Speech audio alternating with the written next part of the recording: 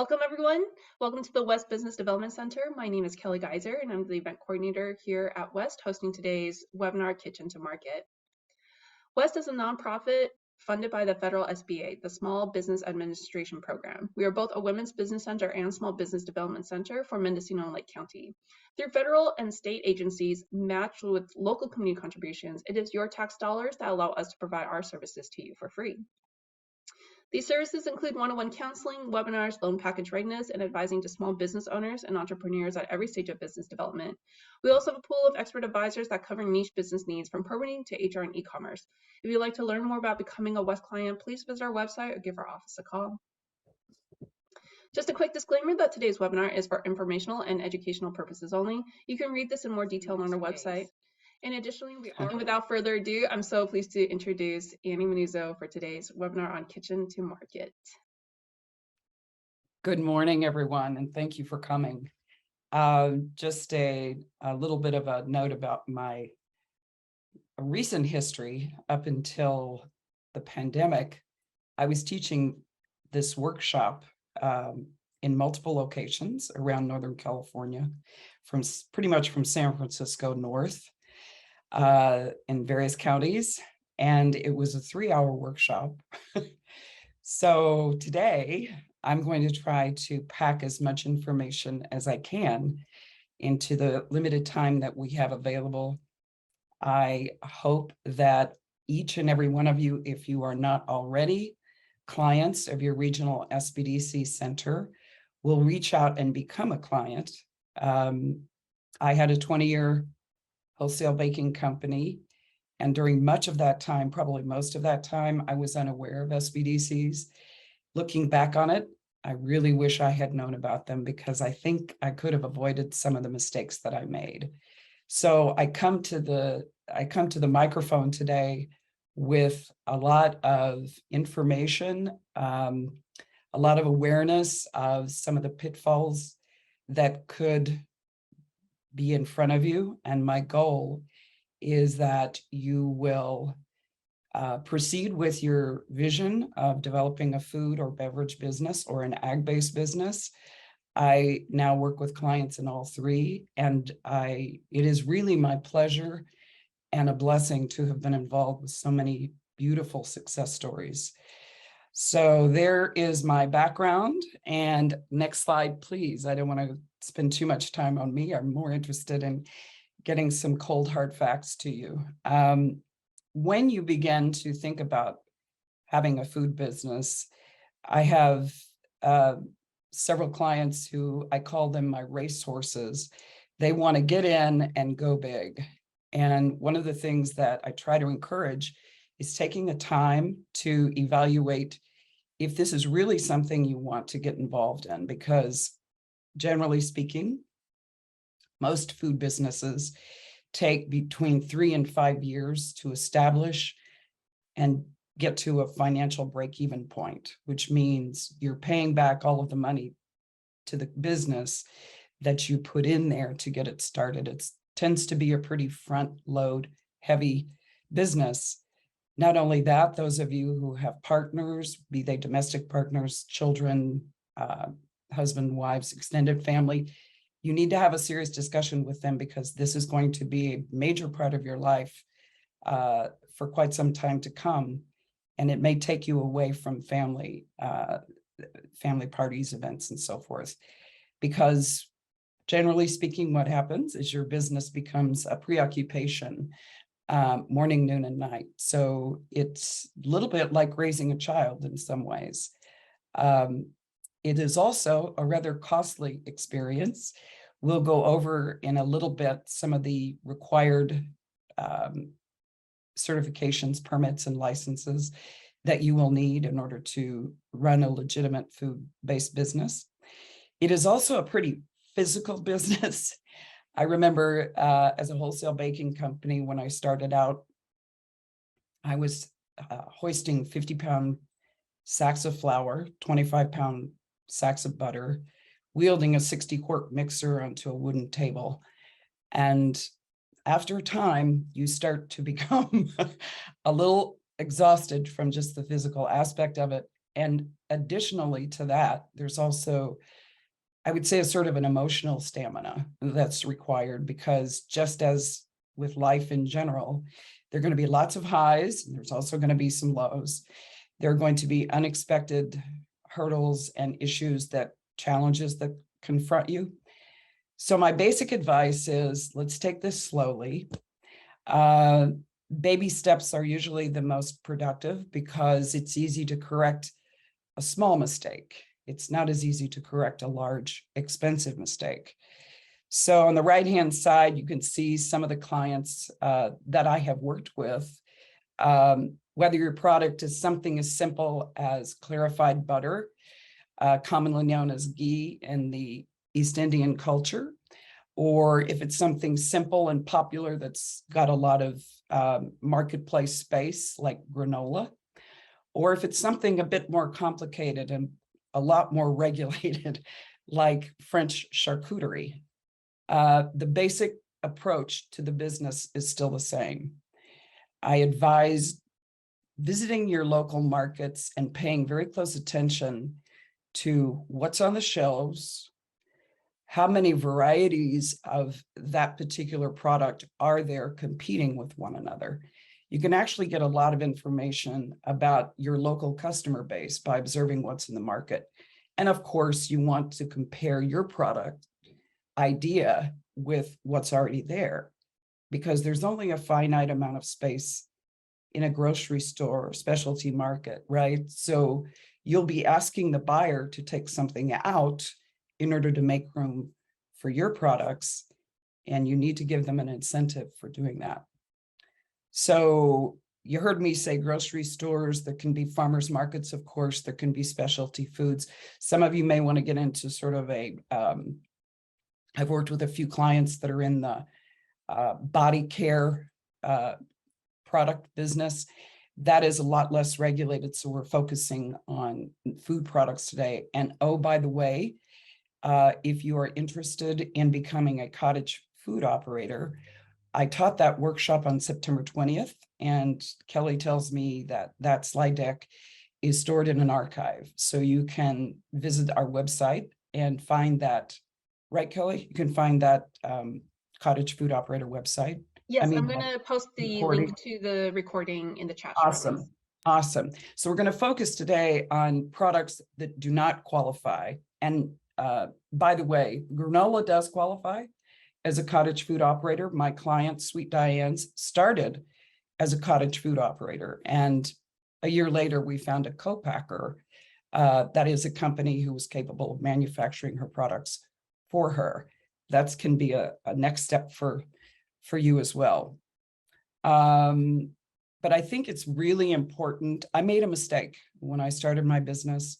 A lot of you may think this sounds like luck, but it ended up being a bit of a stumbling block for me. I approached Williams-Sonoma, which has about 350 stores and a pretty active online sales division, with my biscotti, and I was accepted.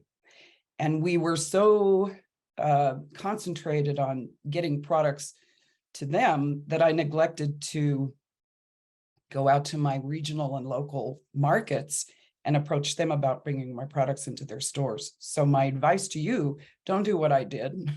Go out and get the local stores to carry your product. You'd be surprised how many people look for local products and regional products first when making purchase choices. So I think it's important to get people in your own backyard first, right? They become brand ambassadors, and then, word of mouth, buzz marketing, all of that. Just because your friends and family members tell you that your product is really great, that you should get out there and sell it, I would advise that you do a little bit of test marketing first. There are numerous farmers markets all over Northern California. Those were not really available to me when I started my business. So I just jumped in feet first because I got the attention of Williams-Sonoma. And fortunately for me, they had a pretty good palate, and it turned out that people around the country love my biscotti cookies. And so that part worked out pretty well. But 7 years later, when I lost the Williams-Sonoma account, which was 16% of my business.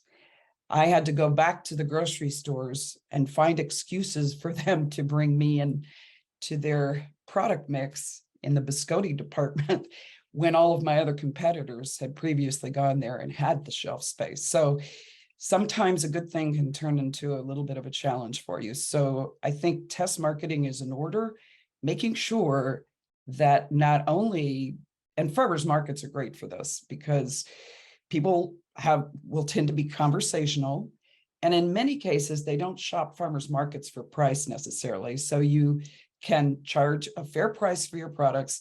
That will let you know if people were willing to pay what you need to charge in order to create a sufficient profit for your business. I also think one of the most important things you can be as a business owner, whether it's food or anything else, is transparent. In this day and age of digital technology, if you are not who you are, if you use compromised ingredients after launching your business just to save a few pennies, people will recognize that and they will quit being your customer. So get out there with who you are and stay there. Consistency is hugely important in food product quality. I also believe that you need to establish strong relationships with your vendors, whether you shop at farmers markets for your ingredients or you go to established companies. Distributors often, they're called vendors, suppliers, whatever. Those are the people that will be providing you with the key components to keep your product consistent. Those are also the people that you can go to and say, listen, I'm running a little low on cash this month. You know, I'm good for it. Can you give me an extra 30 days to pay my bill? The other, of course, obvious strategic partnership that you want to create is a good relationship with your customers. And by that, I mean, let's never forget customer service. Let's never forget the customer is always right. I will never forget the day that someone sent me a biscotti cookie package that had a hair sticking out of one of the biscotti. So I immediately wrote them an apology note and I sent them a case of product. And my employees were checked every day from that day forward to make sure they had on their bouffant caps so that didn't happen again. Next slide, please. So, oh, I like the way you did that slide. Kelly helped me with the slides, by the way. I am a very low-tech person. She made this extremely interesting. I love this. Thank you. There are some things that are beyond our control as food manufacturers, beverage manufacturers. One of the first to mention is the commodity volatility in the marketplace. There's a commodity market in Chicago where everything you can think of, including orange juice, I was really surprised, eggs, meat, flour, sugar, butter, just like they trade stock market on Wall Street in New York, they trade commodity prices, and their prices are created with the ebb and flow of that. Oftentimes it's a matter of availability.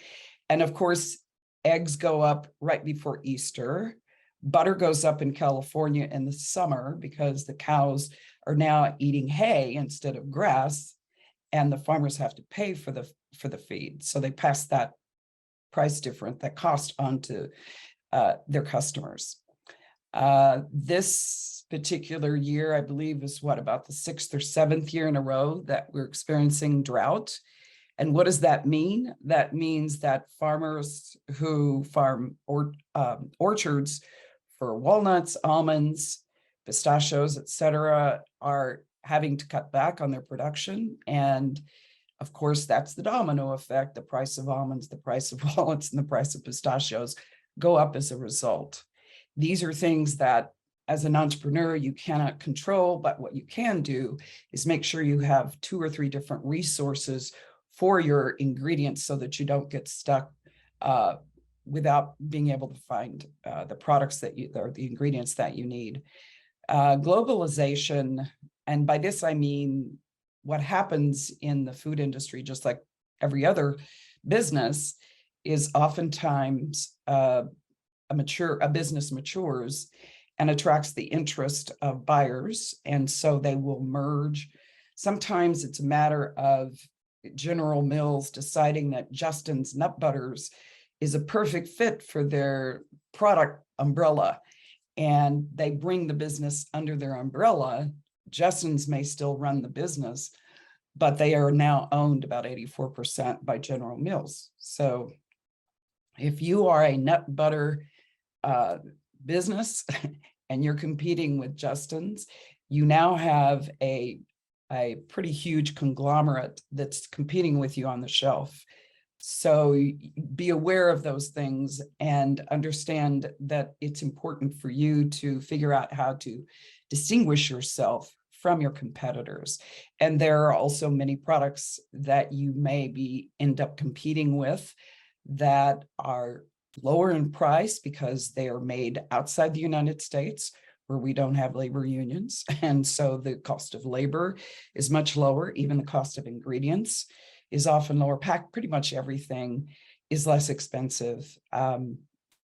Many of my clients have their labels or packages printed in China, purely because the cost difference is significant. So understanding how to maneuver in the product mix so that you still have a presence in spite of other products that are made elsewhere or have a much bigger economy of scale, are trying to compete with you.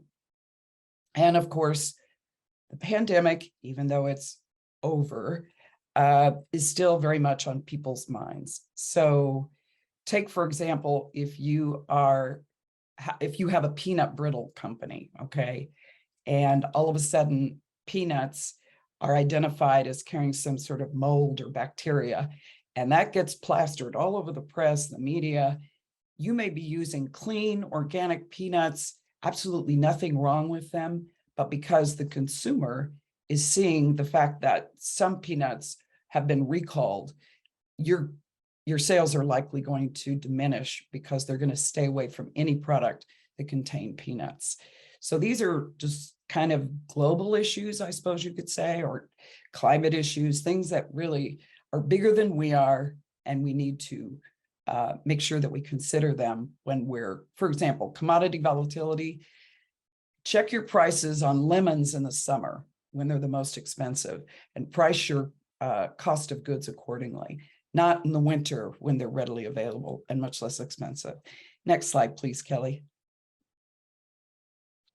Okie doke.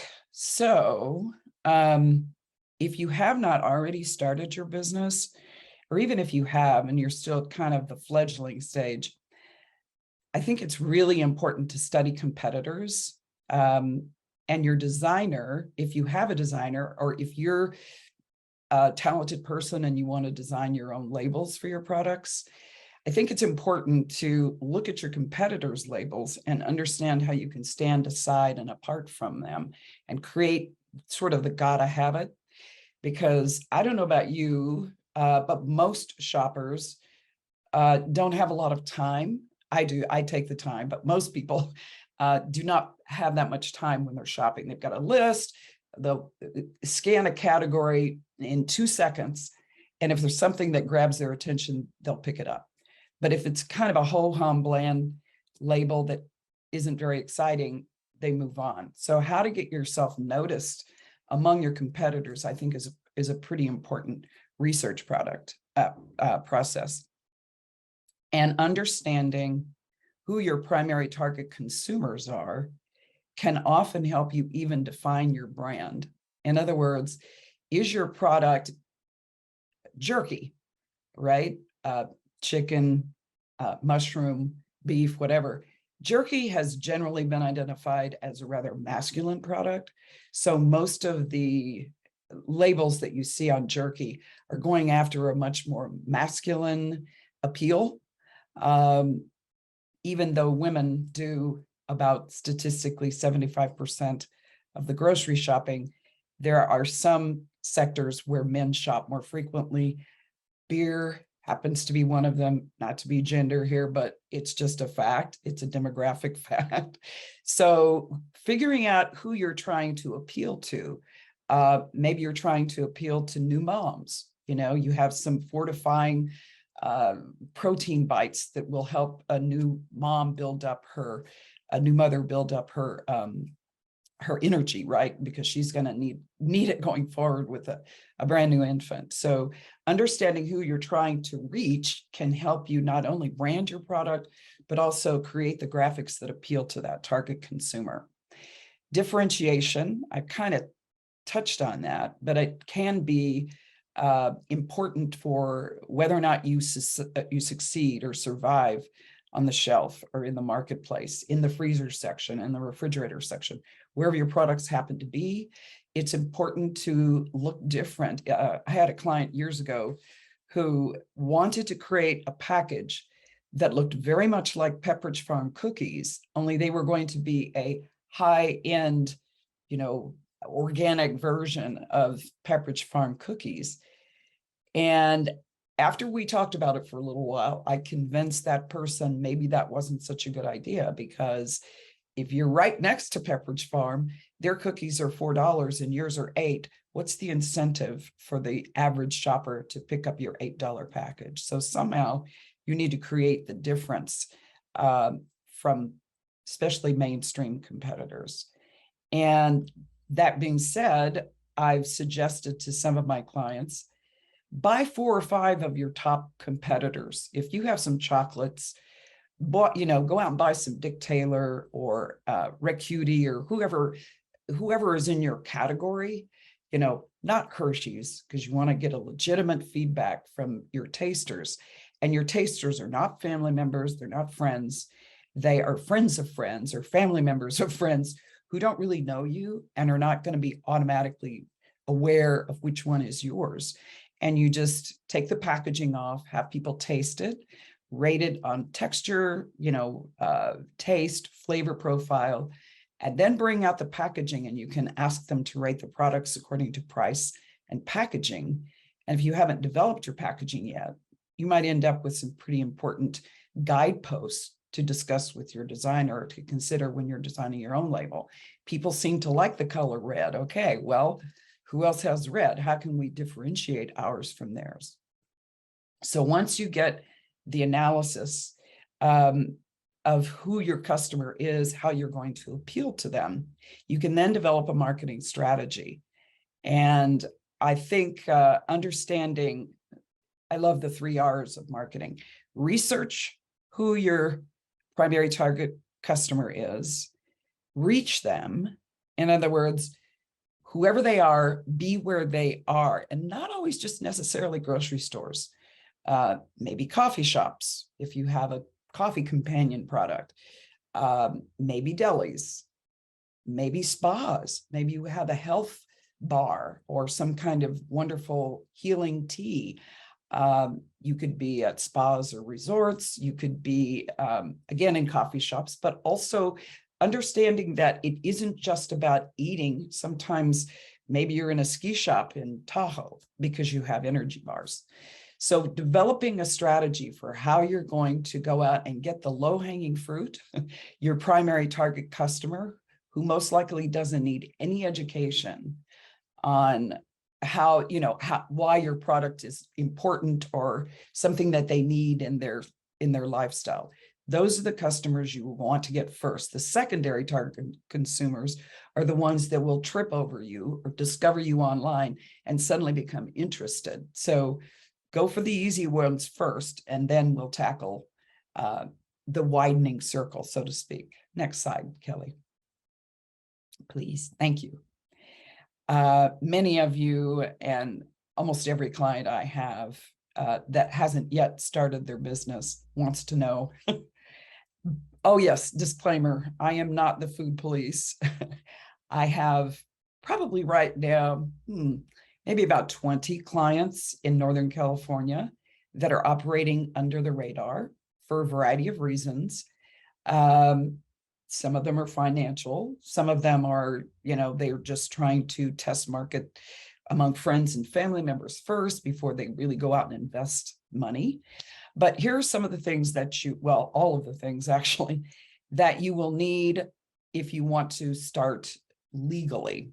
And even though there's the cottage food operators permit that is available in every county in California, you need to be aware of what they consider potentially hazardous foods.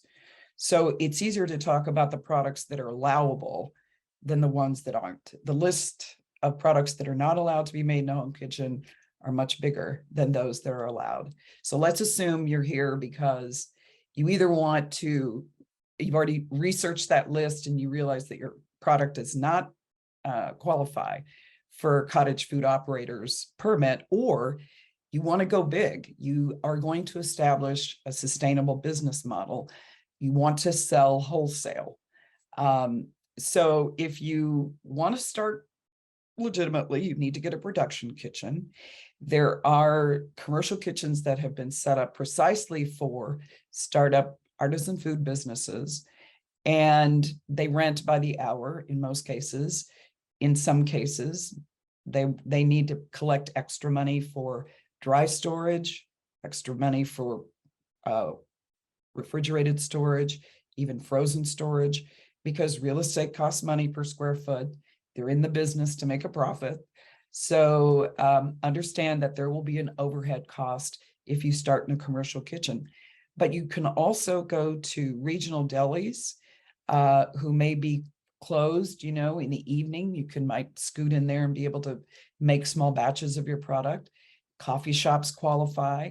Any place that has a county health permit that has a commercial kitchen, Rotary clubs, churches, Lions clubs, places that might not come to mind immediately, but have legitimate expected commercial kitchens. So those are an option as well.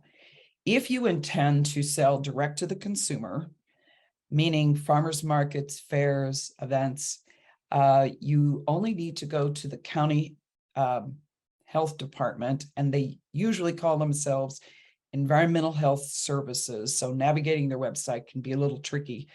But eventually you'll get to hopefully a phone number that you can contact someone in that department and get some information. Most of these websites also do have health permit applications right on their website. So you can download the application or fill it out online, pay for it, and it varies from county to county. Some of the more expensive counties like Marin, catering license can be $600 or $700. That's what they kind of call it, is a catering license, rather than going to the state of California. So CDPH stands for the California Department of Public Health, and they are the agency of authority for all food and beverage-based businesses in the state of California who wish to sell their products wholesale. So if you have intentions of being in grocery stores or selling your product wholesale to any retail venue, you will have to get the processed food registration. And if you go to this CDPH website, you can, it's tricky, but you can navigate and find their application as well. Another thing that you're going to need for you, some counties will let you get away with the food safety handler certification. And if any of you have worked in restaurants or any food establishment, you may already have the food safety handler certification. And if you're just going to farmers markets, you may be able to get it by with just the handler certification. But for the PFR, you will need a food safety manager certification. And the difference is pretty dramatic. The manager certification is much more extensive and requires, that you pass their exam, which I've been told by my clients is not easy, a bit tricky, but they'll give you 2 or 3 times to pass that exam. So hopefully the third time's a charm and you can make it through, because California law states that an owner of every food business in the state must have a food safety manager certification, even if you never touch the product. I have clients who have co-packers who manufacture their product. They have warehouses where their product are stored. Their distributor comes and picks it up. They never, and takes it to the stores where their products are being sold. So they never touch the product. They are still required to have a food safety manager certification. It's just a blanket requirement that takes the liability off of the state. Once they issue that PFR, they know that you've been trained, and it takes a lot of burden off of their backs.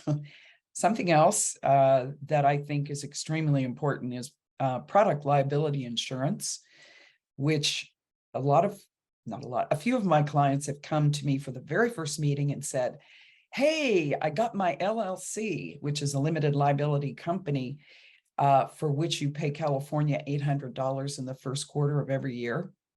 Doesn't really get you anything except the privilege of either being a corporation or an LLC in this state. It doesn't really protect you if someone should get sick because they didn't read your ingredient statement. But what will protect you is product liability insurance. So Hartford comes to mind first. They were mine. They're still in business. They enjoy doing business with small businesses. A lot of the larger insurance companies don't want to be bothered because, for example, my annual premium as a baker was about $450 a year. My clients who are bakers pay about $450 a year for that same product liability insurance. So it's not that expensive. And most of you who pay homeowners insurance or car insurance understand that that's a much bigger price tag for these insurance companies. So to bother with coming to your kitchen and inspecting your kitchen to make sure you're bulletproof is not that valuable to most of the bigger companies. But there's also an online called Flip Record or Flip something that's out there that also offers lower rate product liability insurance. All of these issues are issues, by the way, that we discuss at length if you become a client at the SBDC. Not only do we discuss insurance, we also discuss finances, we discuss various forms of marketing. I freely share all of my clients with my fellow advisory team because they've got skill sets I lack. And together we build the success profile for all of our clients. And it makes it pretty meaningful. So you've got a team behind you. We got your back. Business license is usually mandatory. I have spoken to the Mendocino County Health Department director, and he couldn't find the requirement for a business license if you're selling at the farmers markets in Mendocino County, which I found pretty amazing, actually, because a business license is really just a tax, an annual tax at the municipal level. So if you live in a rural community, oftentimes your business license will be paid for at the county tax collector's office. Or if you're in an outlying suburb and there are lots of little communities that don't actually have a city hall, but they're relatively close, let's say, for example, to Ukiah. So you just drive to Ukiah and get your business license there, which also happens to be the county seat. A seller's permit is free, yay. And what it is, it used to have, what did they call it? It is a resale license. So what that means is, let's say you've got some cookies that you want to put in some packaging, and you found a packaging supplier, and that packaging supplier is asking you for a number. And unless you are a corporation and you can give them a federal tax ID number, or if you have employees and you have an employer identification number, you can get a seller's permit and use that permit number. That will allow you to buy that packaging without paying sales tax. And sometimes I've had clients who, even for getting vegetables and ingredients, have said to me, my supplier wants me to give them my resale number. What is that? So we just go to the California Department of Tax Fee Administration and apply for a free seller's permit. And that allows you to pay less for your supplies. because there is no tax on food. Hooray, that's the really good news. Unless, of course, you're making a beverage and putting carbonation in it. That is the only thing that the state of California imposes a tax on, is carbonated beverages, not kombucha, not kefir, but carbonated beverages. Next slide, please. Kelly, thank you. Okie dokie. The part that everybody doesn't want to talk about, usually. How do we get the money to float the boat? Well, not hopefully. If you are the head of the household and you are responsible for the majority of the household budget, I would say don't quit your day job, and that's fine. You heard me say we're going to take baby steps, move very slowly. So it's okay to spend, I did some math one time and figured out you actually have about 40 hours a week, believe it or not. Even if, it was like an hour for meals, half an hour for prep, half an hour for cleanup, various chores, errands, activities. Even if you work an 8-hour day, you still have ample time to work on your business, hopefully writing a business plan, because all you have to do is start adding up the startup expenses from the previous slide, the business license, food safety certification, the county, the health permits, whether it be county or state. So all of a sudden, and how about, oh yeah, you need to pay the graphic designer. That graphic designer is going to need to have some labels printed or some packages printed. And suddenly, oh yeah, and you have to pay kitchen rental. They may require a deposit on your lease for the kitchen. So, and oh yes, you have to pay for your ingredients before you even make your products.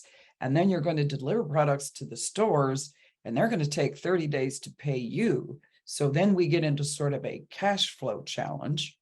So working capital, and I would add maybe to that kind of a slush fund, so that you don't get behind on you want to try to keep that bottom line positive and not get into a negative cash flow situation. And again, working with SBDC advisors, we can show you exactly how you do that so that you don't get into those negative cash flow situations. Loan options, I wish I had better information. Banks are just pretty much no when you walk in the door as a startup business. They don't have a lot of vision and they want to see results. So while you may be able to go to bank in year 3, 4, or 5 for expansion capital, highly unlikely that you can get a loan from a bank for your startup expenses and initial working capital. So what is a possibility? And I have clients who have done this. They have a fairly significant amount of equity in their homes. So they will apply for a line of credit on that home equity. And that's a lot easier to get than a business loan, which is pretty much impossible. That's been my experience with most of my clients. And by the way, let me just insert this. I ran my business quite a while ago for 20 years and sold it in 2007. So how is it that I'm staying on top of the things that are current? Because food, like most things in American culture, is very trendy. Well, again, I get back to my clients, bless them. They are the ones who are presenting their current challenges to me. They're the ones who tell me, this sales rep was great, this distributor is a nightmare. And that allows me to share that information anonymously with the rest of my clients to help them avoid some of those challenges that particular client may have faced. So we all work together without necessarily knowing who's doing what, because the SBDC keeps its database locked. The only people that can get in there are the SBA auditors. The Small Business Administration provides about 50% of most SBDC's budgets. So they like to see us perform, but they also enable us to work with our clients at no charge, which is incredible. I will tell you that I paid a consultant $9,000 a month in the middle of my business because I needed help and I didn't know that I could get it with the SBDC. So trust me, it's extremely valuable. So I suggest if you're not a client already, that's the next thing you do if you've got a minute after this workshop is sign up, register as one of our clients, and we'll walk you through pre-launch, launch, expansion. We pretty much got it all covered. There are a few micro lenders out there. There are occasionally grants. The Startup Mendocino program just announced that applications are open for, I believe that program starts in January. Kelly, do you know? I think it'll be the first quarter of next year, but get your name in the hat and apply. And you might get chosen to be a part of that very valuable program, because at the end of it, depending on your category, you will get either a $5,000 or a $10,000 grant. So that's another way that the SBDC helps and supports small business owners. Online fundraising, another topic I don't know much about, but I did have some clients who were successful with it. And they testified that it is a 24/7 project for 30 days before you do it, a 24/7 project while you're doing it, and a 24/7 project for 30 to 60 days afterwards, because of course you have to distribute those gifts that you offered in exchange for donations to your business. We do have advisors who know a lot more about that than I do. So if that's something you want to participate in or launch for yourselves, let's plan for it, put it at the right time, because timing is important as well. You don't want to do that during tax season where people are stressing about their taxes. Equity sharing, that is exchanging a portion of your business for investor dollars. And you can do that with family members. You can do that with friends. You can do that with private investors. You can do that with strategic partnerships. It can work in many different ways. The good news is you don't owe those investors anything until you either buy them out or sell the business. The bad news is they're going to be a voice in your business. So depending on how much of your ownership you want to give up, and once you tip over into giving away 51%, then your investors control the business, not you. But accepting money from friends and family, take it from one who knows. You want to be very cautious and very transparent about the fact that investing in a small startup business is very risky. The margins in the food business, the net profit margins I'm referring to, mine over 20 years hovered around 16% net profit. That's not much. So you want to be very careful to protect those profits. Writing a business plan is going to be mandatory if you're going for a loan. Writing a business plan for investors is also going to be mandatory, because they want to see if and when their return on their investment is going to come. So you will hear me and probably most of my colleagues on the advisor team constantly recommending that you keep your plan current, because should an opportunity come along that you've suddenly been accepted to Whole Foods, the good news is you're accepted to Whole Foods. The bad news is you now have to supply 40 or 50 stores, and that's a whole lot more product than you've been used to making. And you're probably going through a distributor, so it could take you 90 days to get paid for that invoice. You get the drift. So we need to really watch the numbers. The most successful businesses I know, whether they're food, anything else, run their business by the numbers. Pull out those monthly financial statements. Get yourself a good accounting program. Personally, you can call me old school. I like the idea of getting the QuickBooks hardware, because that's about $250. If you want to put all of your information in the cloud, I'm cool with that. However, that's $25 a month. So in 10 months, you could have bought the software. So I look for ways to save capital, because it's precious, and protect the profit. Should always be on the top of your mind, because that's the engine that will allow the business to sustain itself. Okay, I've had some clients who've actually sold personal assets. One of my I love Mindy, and it's been years since we worked together, but Mindy Fong started a business that she called Cocoa Bites. And on our first meeting, I said, Mindy, what's a cocoa bite? She said, well, I make these little chocolate pizzas. Okay, I lived in Italy for 2 years, right? So I'm like, chocolate pizza, that just doesn't sound like they belong in the same sentence. So she took a little sabbatical. She had a timeshare in Sedona, Arizona. And she called me from her timeshare and she said, I've been meditating on getting a new name for my business. I want to run this by you and see what you think. And I said, I can't wait to hear it, right? Crossing my fingers. Jade Chocolates. And I said, woo, okay, I like that. Short, Jade. People don't usually put Jade and chocolate in the same sentence. And she said, Annie, as a child of a Filipino mother and a Chinese father, Asian girls get a piece of jade uh, as a symbol of transition from girlhood into womanhood. So it's a very special moment, just as enjoying my jade chocolates is a very special experience. I said, bingo. Now you've got the backstory.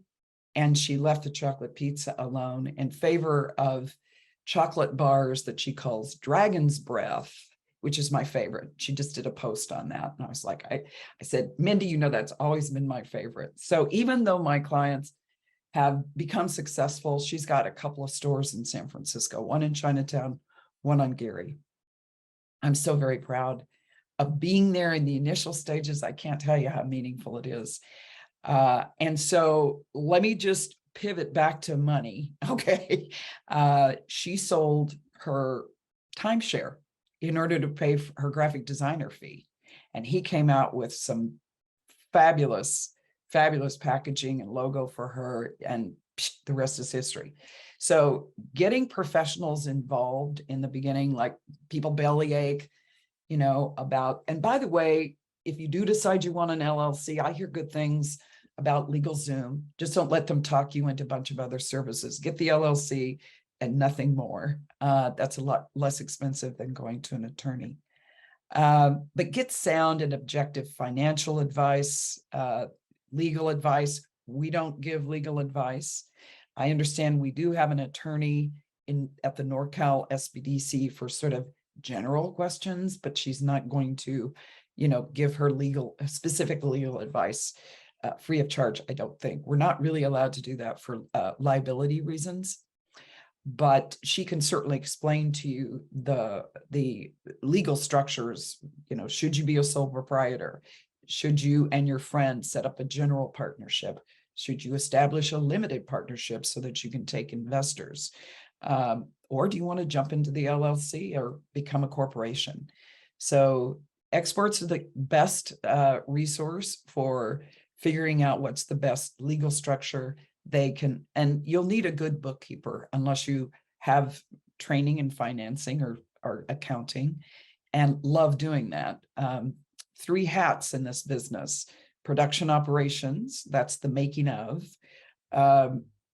administrative and financial, doing the books, making sure that all the licenses, the registration, certifications are up to date, and then the sales and marketing. And sales is money coming in.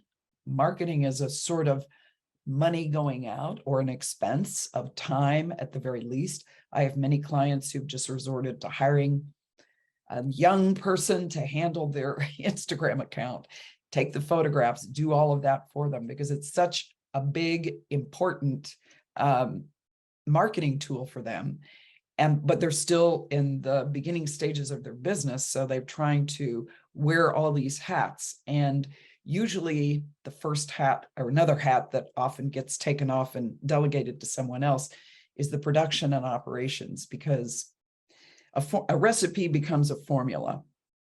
And a formula is linear, pretty much. There's some wiggle room if you're a baker, depends on humidity and ingredients, and very, humid days are different from dry days. So understanding the importance of being in charge but also being able to give up some of your responsibilities so the business can expand. I often say, this is what you can do, right? Okay, that's your hand. And then this is your business. So you've got the control over the business, but you're doing everything you can. So the business is going to plateau. It's not going to be able to grow until you let go of the thumb and begin to let the business mushroom. Next slide, please. The 4 P's of marketing. I'm kind of trying to, let me just check my, oh, wow, we're doing good. This is a sex appeal. I'm happy to say that's one of my clients who does deliveries in Napa, on her path to eventually putting products in packaging and getting into the freezer section. But one of the sexiest parts, and the part that my clients always want to jump into, is, oh, let me tell you about my product. Let me tell you, I've got it all figured out, where I want to be, and, all of this stuff. Well, I like to take a really grassroots approach to product development. And these 4 P's of marketing are something that we can play around with. If you're even at the beginning stage, if you've already, for example, if you're calling your products Mendocino something or Mendo, all of a sudden you've identified yourself as being in Mendocino. Well, are people in Sonoma County going to want to buy your products? Do they see themselves as competitors, or is it friendly? Have you embraced sort of, yeah, it's in Mendo, you guys love to come to our coast. We're going to share a little bit of that with you in our products. So there's a whole lot of information that we can talk about. And this is just a little bit of a tease for you. I'm going to turn it over to Kelly because I know she's got some finishing remarks that she needs to make. But know that I'm here for you. We're all here for you. The only thing you have to do is register. Take it away, Kelly. Thank you so much, Annie, and thank you to everyone who stayed all the way. I do appreciate it. I will be launching the poll very quickly while we wrap up. But if you do have any last minute questions, we do have time to take those. In the meanwhile, if you're thinking about that, just really quick, that if you enjoyed today's webinar, we are a nonprofit that relies on community contributions. So if you can consider leaving a donation for today's webinar, that'd be greatly appreciated. If not, that is totally okay.